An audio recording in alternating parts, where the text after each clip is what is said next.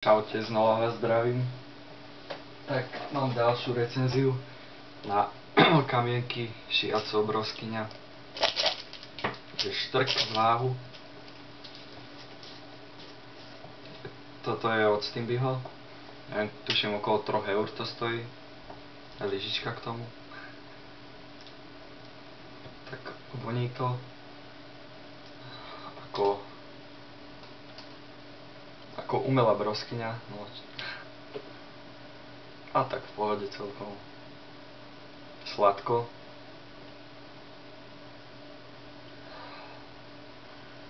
Ale tak príjemne to vonia. Jedna z tých lepších Shiatsu.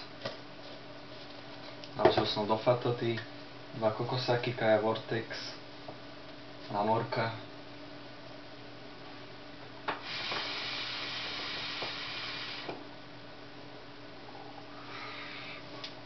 Dým alebo para, ako u Shiatsu zvykom, veľký, hustý.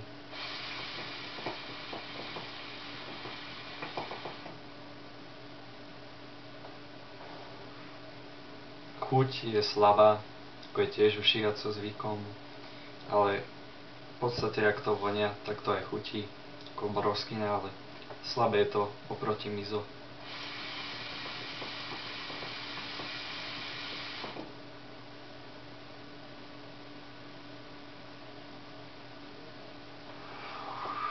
Tak, čo by som k tomu povedal?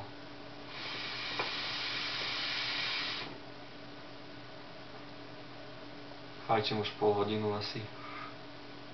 A chuť je stále taká istá slabá, ale sladká.